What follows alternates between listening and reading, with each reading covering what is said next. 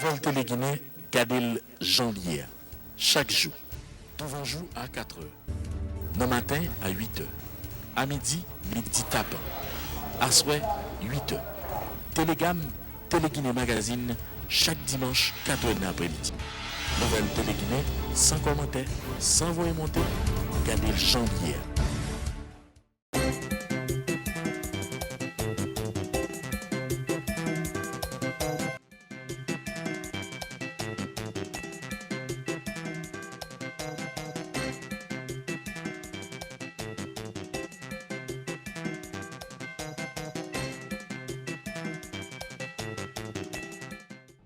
Je voudrais, en cette occasion bien particulière, marquant mon départ à la tête du ministère de la Culture et de la Communication, adresser tout d'abord mes sincères remerciements au président de la République, son Excellence, M. Jovenel Moïse, ainsi qu'au Premier ministre, Dr. Jacques-Guy Lafontaine, pour m'avoir offert l'opportunité de remplir cette haute fonction de l'État et de me mettre au service de mon pays. Dans cet élan de profonde gratitude, je salue également le support historique que m'ont fourni des amis, des collaborateurs et collaboratrices dont leurs noms sont inscrits en lettres fines dans mon cœur. J'éprouve un réel plaisir à souhaiter la plus cordiale bienvenue à mon successeur, le nouveau ministre de la Culture et de la Communication, M. Guiller Sedelva. Je lui adresse en l'occurrence mes sincères félicitations. Je ne puis m'empêcher de rappeler que dans l'intervalle d'une année de mon passage, le ministère de la Culture et de la Communication, à travers cette direction autonome et déconcentrée, a su apporter sa contribution dans la mise en œuvre de la feuille de route du gouvernement. Monsieur le nouveau ministre, j'ai la grande conviction qu'avec votre expérience historique, votre expertise et votre savoir-faire, vous y arriverez. Je vous adresse donc mes sincères de succès. Passation de flambeau entre M. Limon Toussaint, le ministre sortant, et M. Guiller Sedelva comme nouveau ministre de la Communication et de la Culture. Cette cérémonie se doit d'être sobre parce que ce changement à la tête d'un ministère transversal comme celui de la communication et de la culture intervient dans un contexte particulier où, selon les vœux de son Excellence le président Jovenel Moïse et les instructions du Premier ministre Jacques-Guy Lafontaine, ce gouvernement se doit de produire des résultats à la dimension des espérances du peuple haïtien. Les chantiers en matière de culture et de communication sont divers et variés. Et au cours des 13 derniers mois, cette entité étatique a innové et a pu servir de courroie de transmission des réalisations du gouvernement Moïse Lafontaine vers la population. Cela a été rendu possible grâce à l'engagement et au professionnalisme de M. Limon Toussaint, le ministre sortant. C'est l'occasion pour moi, au nom du gouvernement haïtien, de le remercier pour les sacrifices consentis au cours de ces 13 derniers mois. Je veux profiter également de cette opportunité pour saluer le retour au bercail de M. Guiller Sedelva, qui revient chez lui maintenant avec un nouveau statut de ministre, puisqu'il fut secrétaire d'État au sein du MCC. Présenter le ministre Delva, qui est un chevronné de la culture et de la communication, est pour moi un véritable challenge que je ne souhaite pas relever maintenant puisque le moment ne s'y prête pas.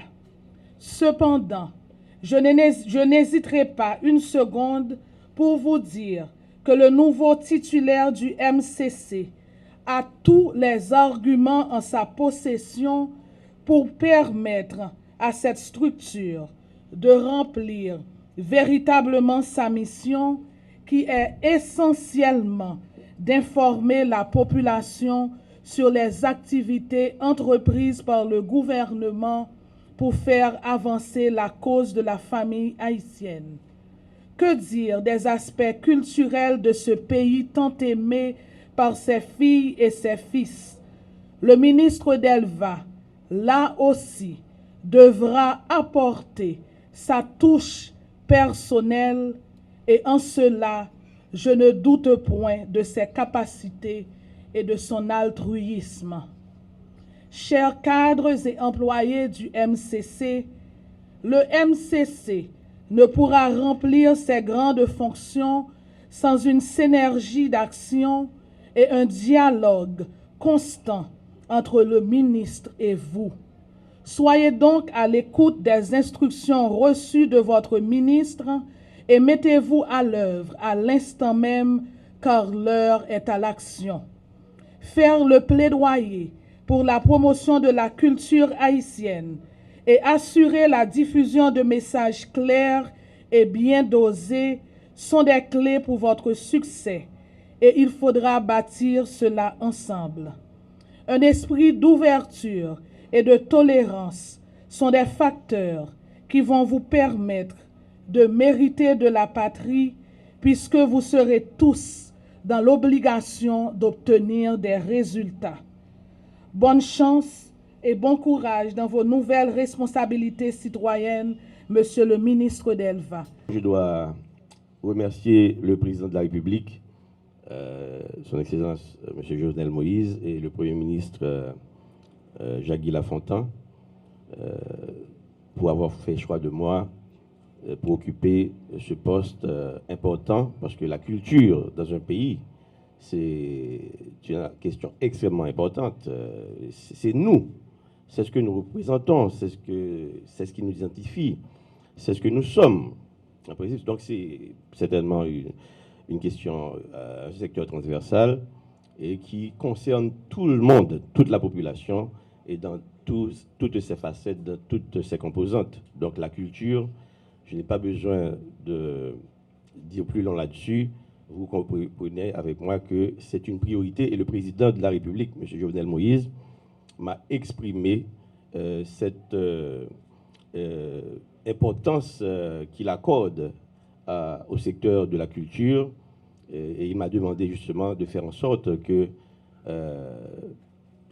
cette importance soit concrétisée dans les faits, c'est-à-dire moi je dois concrétiser, je dois implémenter dans le concret cette importance accordée par le président de la République au secteur de la culture. En tant que journaliste de carrière, comme vous le savez, je n'ai pas à me présenter, puisque vous me connaissez déjà à ce titre-là. J'ai été responsable de SOS Journalistes, de la JH, l'Association des journalistes haïtiens. Je suis un combattant pour la liberté de la presse, je le resterai jusqu'à ma mort. Un poste de ministre ne pourra pas m'empêcher de défendre la corporation, de défendre les journalistes, la liberté de la presse. Ça, c'est quelque chose qui est très, très, très, très cher à moi et j'espère à vous tous qui êtes là.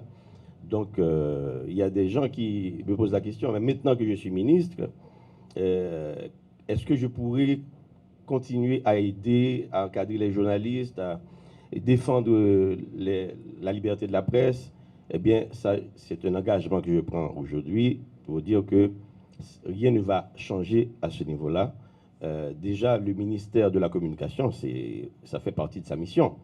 Défendre la liberté de la presse, encadrer les journalistes, faire en sorte que la profession soit valorisée et certainement, nous allons avoir des relations privilégiées avec les médias, avec la presse, parce que c'est à travers les médias, à travers la presse, qu'on pourra faire connaître au public les actions posées par le gouvernement, les actions que le gouvernement est en train d'implémenter pour répondre aux préoccupations, aux besoins de la population. Donc la presse, les médias vont représenter un secteur important. Ils sont déjà un secteur important et nous allons continuer à travailler avec eux. Et avec moi, bon, je pense qu'ils le savent aussi, il va trouver un collaborateur encore plus proche.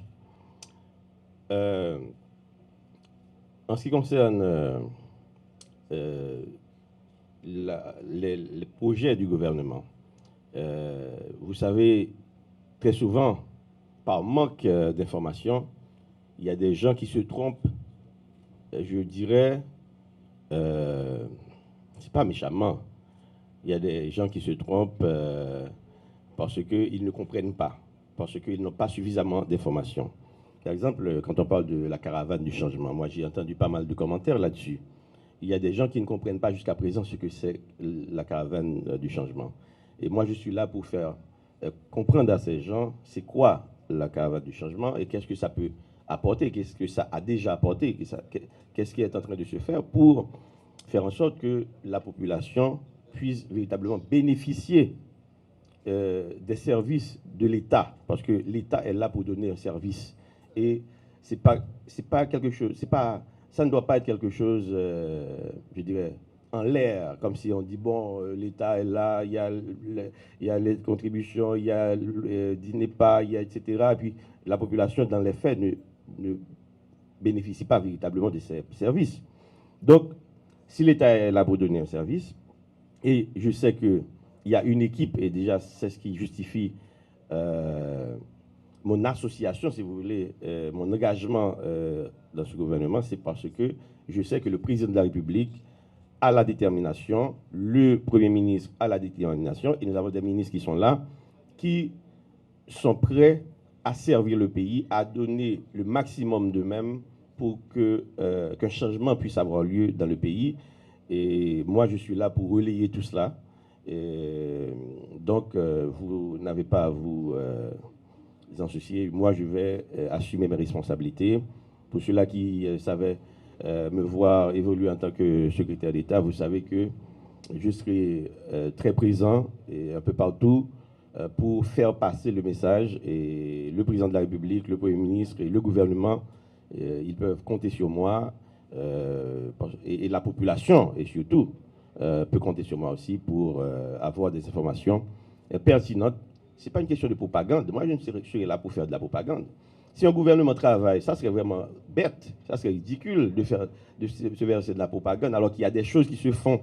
Il y a des choses dont on peut parler. Donc pourquoi verser de la propagande? Moi, ça ne m'intéresse pas. Et il y a pas mal de choses qui se font, et il y a tellement de choses qui se feront dans un proche avenir, j'espère. Et si le président de la République, le Premier ministre et le gouvernement trouvent le soutien nécessaire au niveau de la population, au niveau de la société civile, et au niveau de l'opposition également. Hein. Donc je pense que ça pourra aller, le changement, on finira par le voir. Voilà. Et ce que je peux ajouter sur le volet de la culture, c'est que je vais me réunir rapidement avec tous les acteurs concernés de la secteur, tous les acteurs des secteurs culturels, littéraires, artistiques, le secteur musical, etc. Nous allons nous réunir pour que nous puissions avoir une idée plus claire de ce qu'ils veulent, de leurs préoccupations, de leurs besoins. Et eux aussi, ce sont les acteurs qui doivent contribuer à la mise en place d'un véritable plan, un plan d'action pour savoir exactement. Parce que moi, je ne peux pas, à partir de mon bureau, décider, voilà, ce dont a besoin le secteur, tel secteur ou tel secteur. Donc, dans la culture, il faut dire, il y a des sous-secteurs, il y a pas d'autres entités dont nous devons tenir compte. Donc, nous allons travailler ensemble. Et vous pouvez compter sur moi, et je suis très ouvert. Et voilà, merci beaucoup. On est là, on va se mettre au travail rapidement et nous va guetter pour une belle parce que c'est compliqué.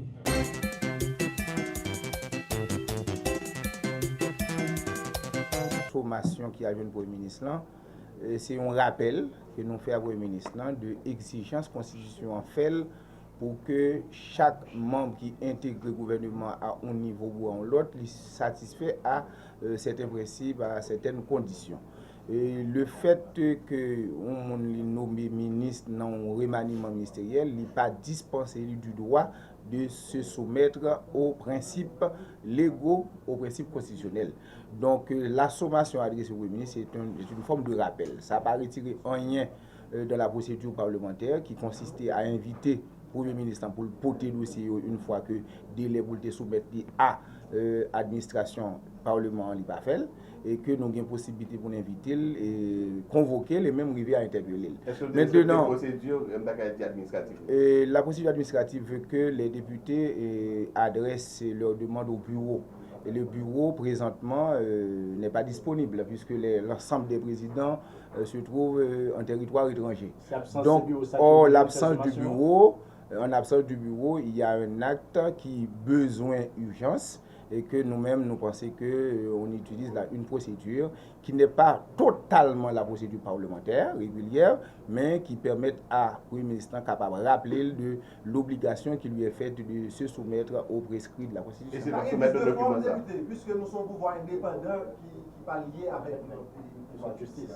Et on n'a pas sommé le Premier ministre à se présenter pas devant un juge, on somme le Premier ministre à soumettre à la Chambre des députés l'ensemble des documents que la Constitution exigeait pour que on devienne Premier ministre.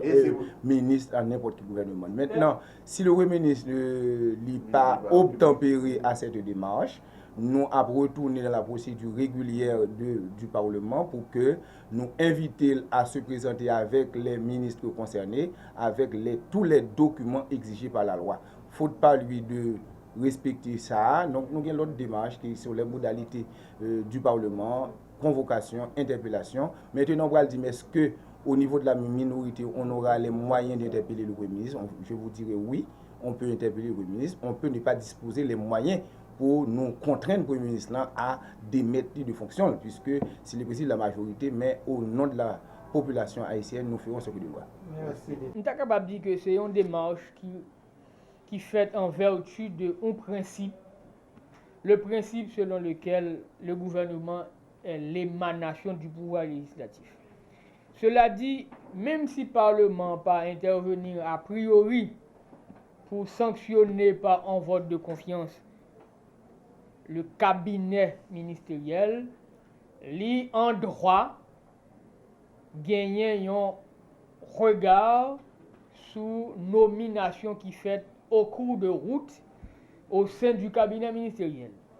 Et comme ça a été le cas tout récemment, l'exécutif fait de nouvelles nominations au sein du cabinet ministériel et gagner un citoyen haïtien ça yo contre qui n'a pas aucun problème personnel, mais qui gagne des suspicions qui concernent yo, notamment le tout nouveau ministre de la Culture que nous tous connaissons qui était secrétaire d'État.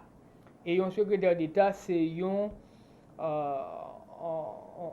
comptable potentiel de deniers publics.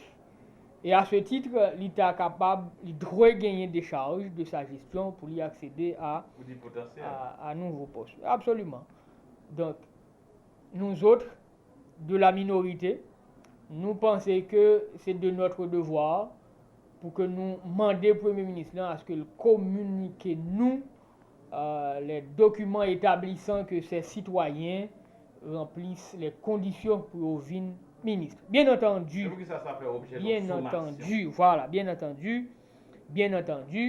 hier matin, j'ai été consulté par le député Bossé d'Aquin qui était informé de en lettre que l'ensemble de députés de la minorité entendent écrire Premier ministre pour demander le dossier ça yo. Et moi, j'y ai consenti parce que au fond la démarche est correcte. Mais quant à la forme, je ne savais pas si c'était par une sommation qui est après le procédé. Et je le dis, je l'assume, je regrette, la forme n'est pas correcte. La sommation, ça n'a pas entré dans le cadre de procédure parlementaire. Je m'attendais plutôt qu'il y aurait écrit au Premier ministre, je m'attendais plutôt qu'il y aurait invité le venir répondre aux questions des députés sur ça. Il aurait convoqué éventuellement venir répondre aux questions des députés sur ça, mais vraiment, sommet, c'est fort.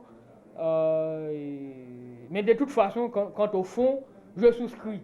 Donc je dis que la démarche est correcte et demander à ce que nous gardions le dossier chaque monde pour garder dans la mesure où il est conforme avec les prescrits de la Constitution et sous les conditions d'éligibilité. Expliquez parce que le bureau a un voyage qui fait au PACA et le bureau a joué le pont entre le Premier ministre avec la Chambre des députés par un bureau, c'est ça qui fait. Effectivement, et nous sommes capables de dire que le Parlement est orphelin malheureusement. Et nous déplorons le fait que le président du bureau est associé à ces deux présidents, vice-présidents, ils sont allés en voyage, nous sommes capables de dire à l'insu de la Chambre, qui est capable d'un droit d'objection sur l'opportunité du voyage, tu vois, mais ça n'a pas été fait. Je déplore. Maintenant, le Parlement est orphelin, c'est une situation de fait, et nous avons juste souhaité que M. Oka s'était tourné pour que, administrativement, le Parlement pas dysfonctionnel.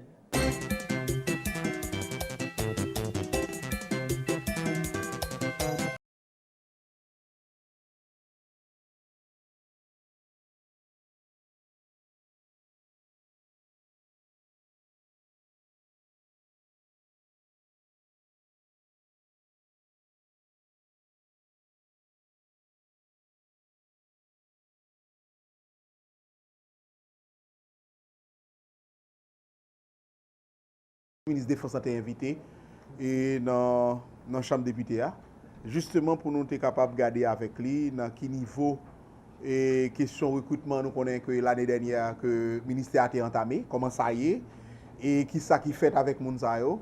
Et pour nous garder également et sous question note de presse que le commandant en chef a été fait, côté que il y a un pile mes interprétations là-dedans, un pile l'incompréhension là-dedans, donc nous devons clair, nous devons regarder ça avec le ministre. Et puis nous parler, on a débattu, donc c'est une séance qui était vraiment houleuse, côté que il y a un pile député, un pile collègue député qui posaient en fait différentes questions. Des députés qui sont pour la remobilisation de l'armée, des députés qui ne sont pas pour, qui sont contre. Donc, en gros, je pense que son séance qui était un peu de questionnement sur question recrutement, sur question qui ça et ministre, qui ça ministère de la Défense a besoin pour que comme si processus ça continue et comment est-ce que et définitivement pour nous sortir dans le commandant général en chef AI pour nous venir dans des commandants généraux qui ratifiés par le Parlement. Donc c'est un ensemble de questions comme ça que nous avons posées et c'était aussi la préoccupation du Parlement au niveau de la Chambre des députés. C'était préoccupation de tous les députés, que ce soit bloc, que ce soit tendance confondue. Donc nous débattons avec le ministre et nous avons fait également des recommandations. Nous avons quoi appuyer recommandations, c'est ça. Recommandations, c'est permettre que dans un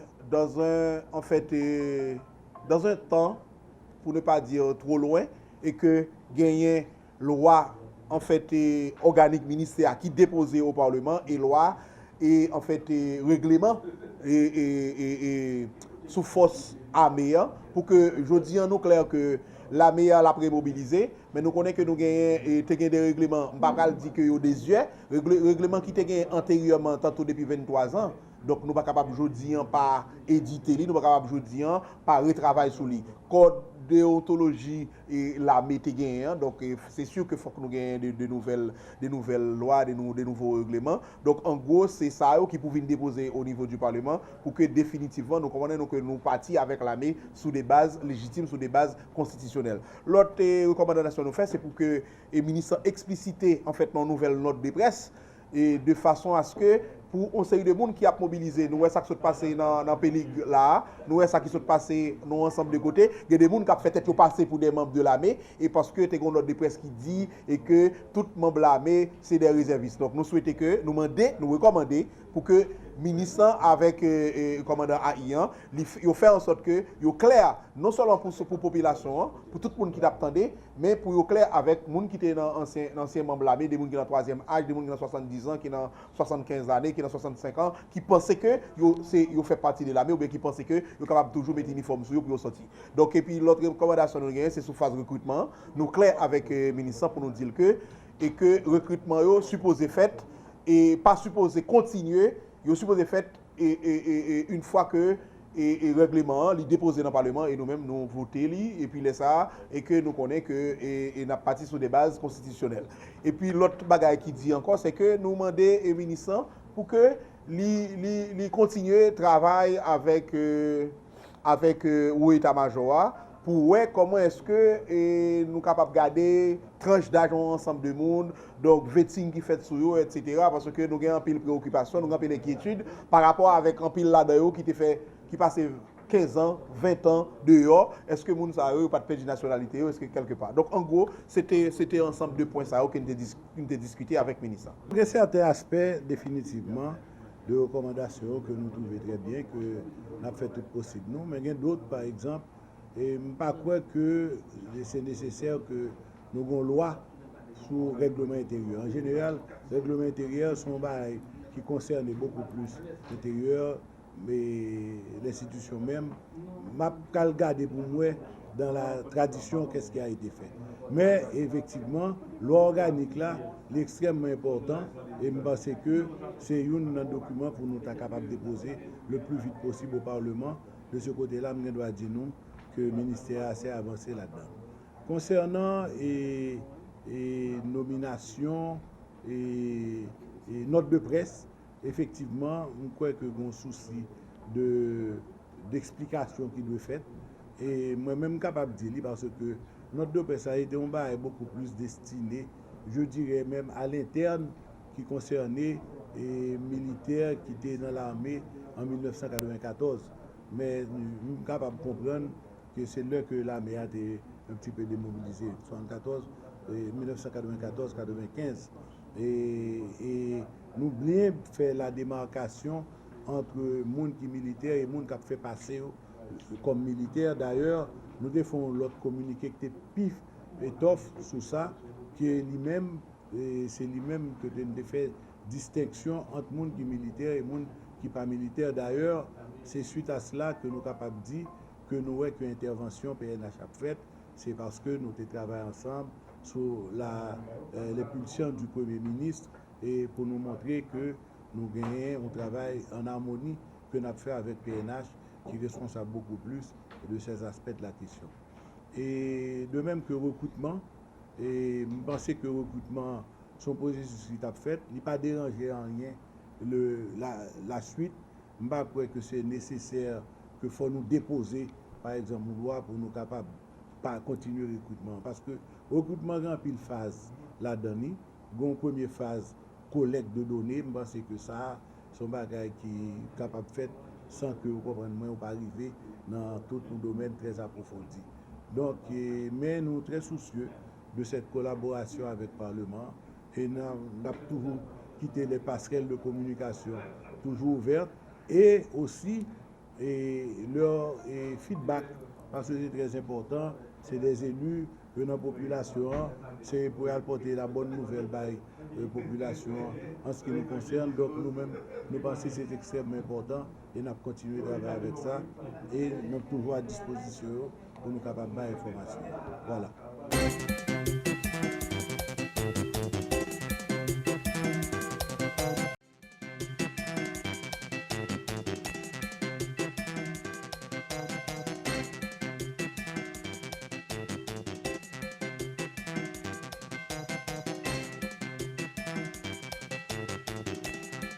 S'inscrivant dans une démarche habituelle et ordinaire, cet événement suit généralement la réception et la commercialisation de l'aide alimentaire japonaise.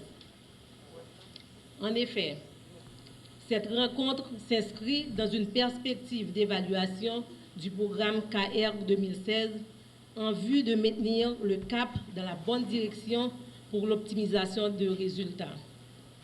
Elle permettra au comité consultatif, qui est composé de représentants des gouvernements haïtiens et japonais, de passer en revue les opérations inhérentes à la commercialisation et à l'utilisation de fonds de contrepartie générés par les ventes de riz effectuées sur le marché local par le BMPAD, conformément à la mission assignée au comité en question.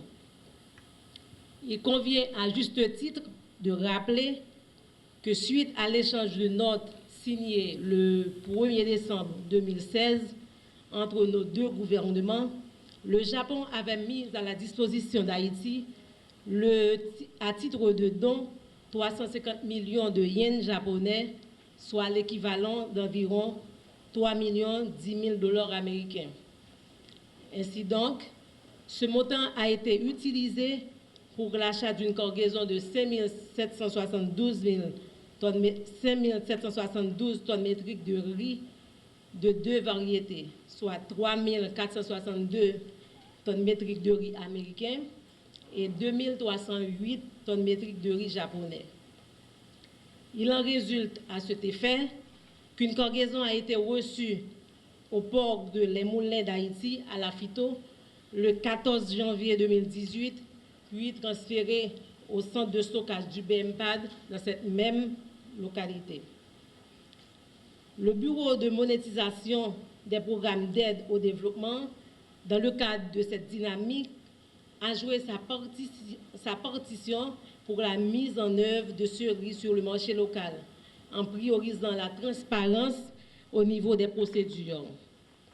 Aussi, un avis de vente pour 5 772 tonnes métriques de riz, soit environ 192 000 sacs, a-t-il été publié dans un quotidien à grand tirage pour une participation inclusive et active tant du public en général que les commerçants en particulier, mais aussi pour les encourager à s'inscrire au programme relatif. Il faut noter que plusieurs grands projets ont été déjà réalisés et d'autres sont en cours de réalisation dans des domaines variés, entre autres l'éducation, la santé, l'assainissement, grâce à la constitution des fonds générés par la vente de riz en fonds de contrepartie et une bonne administration, bien sûr, du BMPAD. Il va sans dire que le programme KR ne s'inscrit pas à l'approvisionnement de riz sur le territoire national, mais constitue un outil de promotion de projets de développement socio-économique pour l'avenir d'Haïti. Cette assistance alimentaire du Japon, soit la 27e, est essentielle, voire compatible avec la vision politique du gouvernement d'Haïti qui entend pallier l'insécurité alimentaire et œuvrer en vue d'une stabilisation de prix du riz pour les populations les plus vulnérables. Ce dont, en plus d'attester de manière éloquente et significative la solidarité du peuple et du gouvernement du Japon au regard de la République d'Haïti, participe aussi au renforcement des relations existantes entre les deux nations. Par cette occasion solennelle, et au nom du peuple haïtien, je réitère au gouvernement et au peuple japonais nos plus vifs remerciements et notre profonde gratitude. Vive le Japon, vive Haïti, vive la coopération. DG va revenir pour pouvoir répondre à vos questions. C'est un grand plaisir pour moi de prendre part ce matin au comité consultatif pour le programme d'assistance alimentaire pour l'année fiscale 2016. Je voudrais tout d'abord féliciter l'initiative de BMPAD pour l'organisation de cette réunion annuelle qui a pour but d'assurer une bonne gestion de toutes les opérations nécessaires pour la mise en œuvre de ce programme. Le programme de l'assistance alimentaire du Japon, communément appelé KR, a été réalisé en Haïti pour la première fois en 1986. Depuis lors, dans le souci d'accompagner des engagements du gouvernement haïtien au renforcement de capacités agricoles, le Japon appuie l'amélioration de l'accès à l'alimentation de base pour les couches les plus vulnérables à travers ce programme. D'un autre côté, suivant ces principes de coopération vis-à-vis d'Haïti, le Japon réalise des projets visant le renforcement de la capacité de production agricole par l'appui aux associations locales dans le cadre de micro-projets consistant en la construction et l'équipement des centres de transformation des produits agricoles tels que le riz ou la canne à sucre, ainsi que par l'assistance technique en faveur des agriculteurs en difficulté et par la formation de cadres et agents ministériels concernés qui sont opérationnalisés par la JICA. J'aimerais profiter de cette nouvelle occasion pour remercier le BMPAD pour leur fructueuse collaboration et leur rigueur dans la gestion des fonds alloués et la réalisation des projets de développement à partir de fonds de contrepartie. Nous sommes heureux de constater que ces fonds accumulés au fil des années dans le cadre de KR ont contribué à la réalisation d'importants projets socio-économiques au bénéfice des couches vulnérables de la population haïtienne. Nous souhaiterions vivement que le fonds de contrepartie soit utilisé de manière efficace tout en s'alignant sur les priorités de développement du gouvernement. Pour terminer, je voudrais exprimer mes sincères gratitudes aux membres de chaque ministère qui ont consacré le temps pour assister au comité aujourd'hui. Votre collaboration est importante pour nous et nous encourage à poursuivre les bons projets en faveur du développement du pays. Dans le cadre de ce programme, l'échange pour le KR 2016, l'échange de notes a été signé le 1er décembre 2016 entre le gouvernement haïtien et le gouvernement du Japon pour une cargaison de l'ordre de plus que 5000 tonnes métriques de riz, soit 3468 tonnes métriques de riz américain et le reste, soit environ 2308 tonnes de riz japonais. Cette cargaison a été reçue au port de la Fito et au port de Les Moulins d'Haïti à la Fito le 14 janvier de cette année 2018. Le montant en yens de ce don est de 350 millions de yens japonais, soit environ 3 millions et 10 000 dollars américains. La vente de cette cargaison va devoir servir à financer la construction de certains bâtiments scolaires, dont le lycée Marie-Jeanne et le lycée des jeunes filles, qui tous deux et qui ont vu leur local respectif, le local du lycée Marie-Jeanne et celui du lycée des jeunes filles. Ces deux locaux-là ont été apportés à l'occasion du séisme dévastateur du 12 janvier de l'année 2010. Je vous remercie. Ce sont des informations que je voulais partager avec vous, histoire de mettre en contexte la réunion qui se tient aujourd'hui. C'est dans ce cadre-là pour rendre compte et pour rendre compte à l'ambassade du Japon que nous sommes là pour pouvoir fixer les responsabilités et rendre compte à l'ambassade de la manière dont la vente de cette cargaison a été effectuée.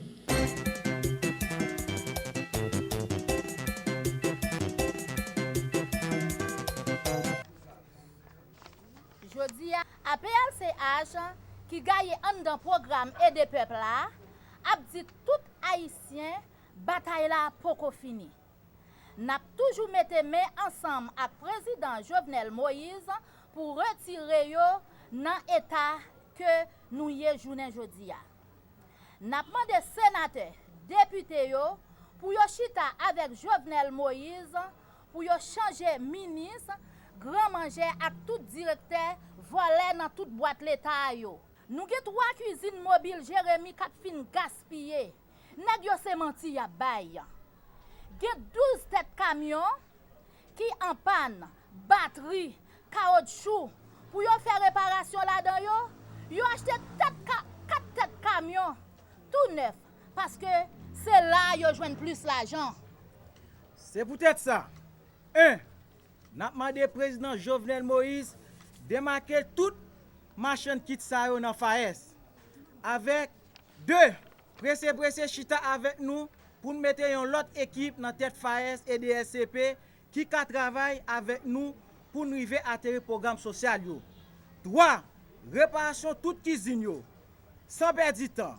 Réintégration tout le monde cantine mobile yo et tout le monde panier solidarité yo. 4. Faut que distribution plage yo recommencer dans tout pays dans tout quartier populaire yo. Je s'attelle sur administration Martelly la mot là. Faut kit alimentaire dans tout pays. Faut que tout militant PHTK rejoigne parce que yo travaille pour ça. 5. Lancement définitif tout programme social yo.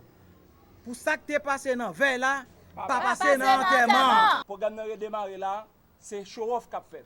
Nèg équipe ça qui monte dans DLCP avec directeur FAESA, yo pas régler en extérieur, pas rien qui fait.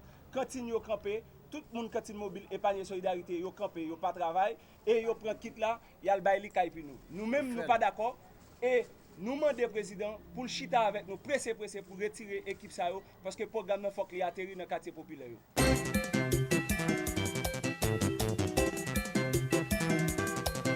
Dans le jour qui s'est passé là, SPMF c'est dans le département nord, nord-ouest, nord-est, sud, sud-est, grandance et NIP.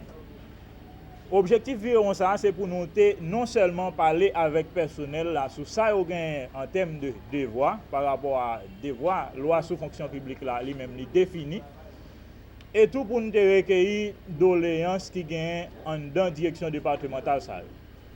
Nous capable dire viron ça permettre nous constater un paquet de bagages dans dysfonctionnement de l'État.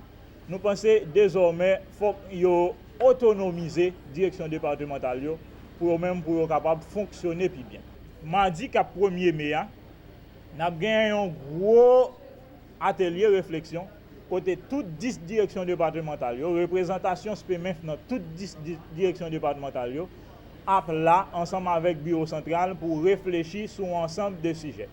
Et parmi les sujets nous avons gagné pour réfléchir, c'est conditions de travail en dans fonction publique là, c'est éthique dans l'administration publique, c'est fondement juridique du syndicalisme en Haïti avec question équité des genres. Donc, nous lançons invitation ça à tout personnel, ministère de l'Éducation nationale, à tout l'autre syndicat qui allie nous. Donc, ils sont capables de venir participer ensemble avec nous dans la table ronde ça, en façon nous sommes capables de dégager une synergie commune, un cahier de doléances qui est valable pour tout personnel éducatif là en général. Activité 1er mai la fête dans l'auditorium lycée du 150e, lycée de jeunes filles qui sous champ de masse là. Donc c'est là n'attend tout le monde à la ronde Badet et la presse invitée pour venir et couvrir et activité ça pour nous. Merci. Mais nous tous connaissons 1er mai en Haïti, c'est fête travail en agriculture. Nous-mêmes nous priorisons et nous kembe aspect travail là par rapport à gens moun ap travail en Haïti qui ça la loi dit on moun ta supposé gagner comme avantage nous pral mettre tout ça sous table et qui ça un travailleur gagne comme devoir surtout en dans fonction publique là nous pral débattre tout ça et qui ça un syndicat gagne comme prérogative c'est tout ça nous pral débattre en dedans et atelier ça qui a gagné 1er mai qui a venu là.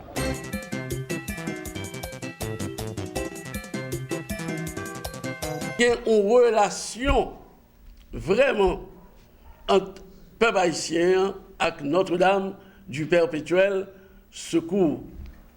75 ans après, eh bien nous-mêmes, nous avons une chance extraordinaire pour une paroisse qui est dédiée à Notre-Dame, dans Delma 75, pour nous avoir chance pour nous commémorer l'événement ça. Et nous comptons, et c'est un moment historique pour nous, pour patron de pays qui dans la paroisse Notre-Dame du Perpétuel Secours dans Delma 75, pour nous avoir chance pour nous commémorer l'événement ça. Et nous-mêmes, qui ont paroisse en fondation, eh bien, nous vraiment nous faisons un effort énorme pour nous capables bailler aux visibilité à Notre-Dame du Perpétuel Secours. Et pour nous-mêmes, c'est une réparation. Et ça a aidé nous énormément. Énormément, parce que si nous stabilisons nous sur le plan spirituel, eh bien, toute bagaille est facile pour nous.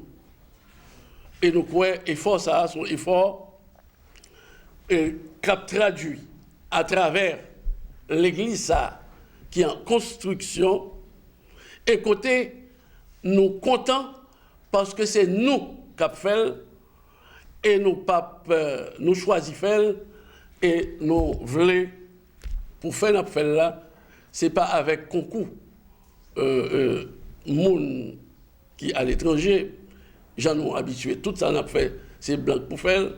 Non, ça se cause la foi, nous, c'est nous-mêmes, peuple haïtien, qui pour porter coller, pour projet ça finaliser. Ça veut dire, c'est nous approprier nous de Notre-Dame du Perpétuel Secours. C'est ça que fait maintenant, ensemble avec le comité paroissial ça, avec Père Dominique Brutus, qui c'est un confrère, prêtre résident, et qui a coré nous dans défendre Notre-Dame du Perpétuel Secours, et bien nous éviter toute la presse là venir. Pour la presse là, bourrader nous, permettre tout le monde ouais, ça qu'a fait. Et pour tout le monde fier de ça qu'a fait là, pour nous résoudre problème ça qui c'est un problème qui mérite de résoudre. Parce qu'il faut que nous baillons une visibilité à patronne pays d'Haïti. Si on peut le faire, eh bien, je le dis, nous dit, nous pas dire nous-mêmes qu'il y a un sanctuaire national. Non, nous pas de prétention. Mais un sanctuaire diocésain dans Fragnoville, pour l'église là, pour maman, eh bien, c'est un coquin chaîne rêve. Par conséquent, et là, nous sommes obligés de mettre en pile activité sous pied pour nous capables d'arriver et atteindre l'objectif. Et dans le cadre de l'année perpétuelle là, nous avons un spot dans la télévision. Spot là, c'est 75 ans de reconnaissance dans Delma 75. Eh bien, en nous bail, maman perpétuelle, un cadeau. Cadeau, c'est l'église là. Lieu de rassemblement. Lieu côté, et pour nous dire que la foi, mais la foi, nous la matérialiser à travers une œuvre. Une œuvre pour nous honorer et dire, maman, nous, merci. Et je crois, Haïtiens tout partout, dans le pays, tant que dehors, eh bien, nous t'arrêtons, tout le monde peut te coller. Et nous t'ai fixé 8 décembre pour nous être capables de gagner l'église. Ça. Et encore possible. Et c'est ça que fait, nous avons un projet et nous avons profité la presse pour nous dire le 10 juin 2018, nous avons organisé un téléthon dans la cour perpétuelle pour tout le monde, pour te coller, pour finaliser le travail ça qui commencé, qui est très avancé. Nous avons mis les bouchées doubles pour nous voir si le projet ça a finalisé. Son projet, nous voulons qu'un projet national, c'est ça que fait, en premier lieu, nous adressons à Haïtiennes, Haïtiens, à institutions privées, institutions publiques, l'État, institutions religieuses, tout le monde, quelle que soit la religion, quelle que soit la secte ou appartenu, pour nous capables de doter le pays de sanctuaire, ça, en mémoire, maman pays. Dans tout pays, il y a des cathédrales, il y a de l'église, il y a des chapelles qui ont une vocation pour recevoir le monde, mais qui ont une vocation pour recevoir le monde, mais en mémoire, soit un événement qui est passé, un saint pour moun yo canonisé qui vient rendre service à peuple bon Dieu. Eh bien, tout le monde connaît. L'on dit perpétuel en Haïti, ou dit une icône que le pays a voué à lui-même. Jusqu'à présent, nous n'avons jamais gagné un sanctuaire, côté nous rendre hommage, côté peuple a la prière. Eh bien, le projet ça a commencé et l'activité n'a fait le 10 juin, son radio Téléthon. Qui a commencé à 9h du matin. Nous avons besoin de concours la presse là encore. Nous avons demandé tout le monde venir dans nos concours. Nous pourrons adresser nous à la Croix-Rouge, à Scout, à Kiwoyo, à groupe, l'autre religion autour qui voulait venir dans nos coups de main pour nous faire journée ça en réussite de 9h du matin à 4h de l'après-midi. Nous voulons pour groupe évangélique, chorale pastorale et laïque engagé pour être capable de porter coller avec nous dimanche 10 juin. Nous avons commencé le pita, nous connaissons à partir de 14, nous connaissons mondial là, quoique perpétuel mondial tout, mais nous voulons consacrer un dimanche pour contre lui, perpétuel.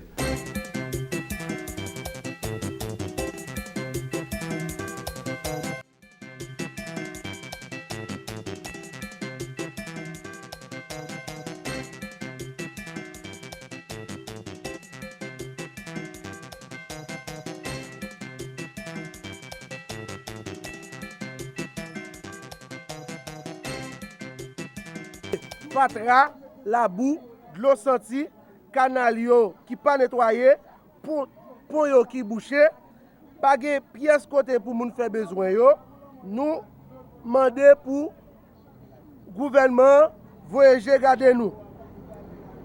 Kay moun a vivre pas qu'à tromper même soleil. Allez voir pour la pluie. Nous gagnons 6 gros points qui fait nous obliger faire conférence de presse ça.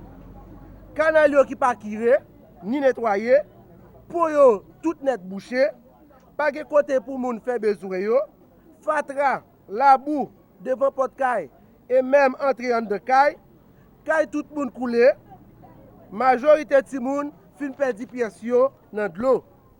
Mouvement tête ensemble pour exercer projet Douya a demandé l'État central, particulièrement ministre environnement, pour faire diligence des compétences en tant qu'équipe qui dit à travail pour changement, tant pris, pressé, parce que ouais, nos problèmes nous y là.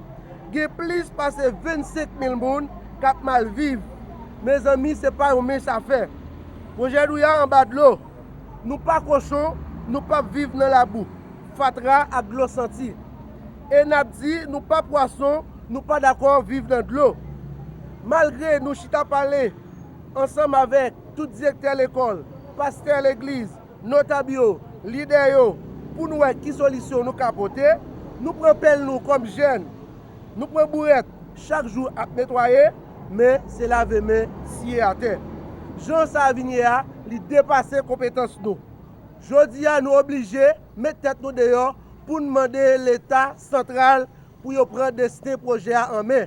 Parce que nous malades là, gravement, nous par contre qui ça nous doit faire dans ce moment ça. Yon moun qui pas moun zone nan, li pas ka konn qui côté exactement pour le passer. Nous avons un seul corridor que nous ka passer. Après ça, tout l'autre yo bloqué. Moun qui te en dedans pas ka sorti. Moun qui dehors pas ka entrer. Bagay ça li gravement mal. Nous demandons pour président mettez accent sur projet Douya parce que nous malades. Projet Douya dans un certain temps, c'est un projet à côté tout le monde, c'était là où on prend freedom yo. C'est là tout le monde te kon vin point ti week-end yo, ou jeune moun Pétionville, ou jeune moun Delma et partout côté qui vini vin point week-end. C'est un côté tout le monde te vive à l'aise. C'est un côté moun pas de gros problème. Mais dans ce premier temps qu'on y a là, projet Douya vient tellement dégénéré, bagay yo l'autre en plein. Nous-mêmes dans le projet Douya, en tant que notable, nous profitons de bagay yo vin dégénérer. Maman petite c'est ma revente, côté là la pluie tombée, c'est pour yo kembe tout le monde sous épaule jusqu'à ce que la pluie passe, l'eau baisse pour tout le monde ça une place pour yo mettre. Problème ça pour y résoudre. Nous gagnons un pont. C'est pont qui bat Pétom là, c'est qui bat tout problème là. Ça mande un tirage. Ça mande tout, faut que pont fait. C'est pont qui tout problème là. Automatiquement, en fait, nous avons une solution qui nous besoin. Rigole, ça a commencé depuis la série d'Haïti jusqu'à Pétom, tomber dans la mer. L'école là, censée fonctionner timidement. Parce que pas qu'à une grande école, parce que de l'eau inondée, si on ne peut pas venir à l'école, et l'aime tout ça, bah là gravement grave. Parce que maman petite, c'est ma réponse. Où est chaîne ça qui là, qui dans la ria là? C'est pas l'État qui pété yo, c'est volonté yo. Parce que yo ouais, yo grand pile problème, si jeune ça yo obligé prendre pelle. Yo prend râteau, yo prend bourrette pour yo essayer à défendre tête yo. Même malgré ça. Comment député a ouais bagay là? Bon, nous pas de député. Nous pas de magistrat. Nous demandons nous-mêmes, ça n'a pas passé dans le projet d'Ouya là. Nous recevons tout échec bagage senti. Moun mouri descend, l'eau apporte le descend bon nous là en bas là. Regardez, nous pas côté pour nous dormir. Grainement igoyan, a porter petite nous, a affecter petite nous. Même l'eau a descend. Ouais de l'eau, il paraît de l'eau ça nous bal nous les petits senti. Quelqu'un soit couché dans cabane na caillou, sans de l'eau, faut réveiller dans dormir. De pourtant de sortir tout le monde dit petit senti envahi. Moi même pas demander l'autre bagaille. Moi demander c'est pour pont ça là. Faites pour les projets d'Ouya, route 9 pas derrière Pétom, c'est pour fouiller, river là comme ça, pour prendre bon mais pour mettre gros drag, pour fouiller route là. C'est ça nous demander. Nous demandons président Tigre Nziri. Nous malheureux, c'est vrai, mais nous carré à tête nous pour nous jouer le Nziri.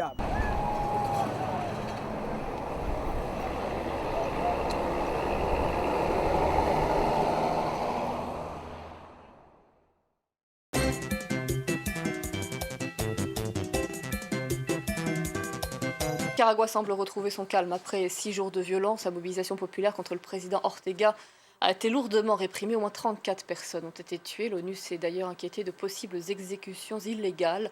16 personnes sont toujours portées disparues. L'Église a accepté de servir de médiateur, mais nous ne savons pas quand ce dialogue débutera et avec qui.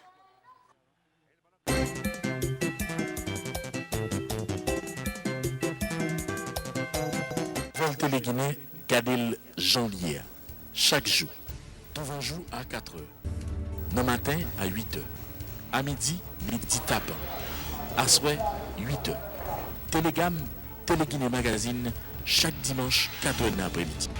Nouvelle Téléguinée, sans commentaire, sans voix monter, Gadel Janvier.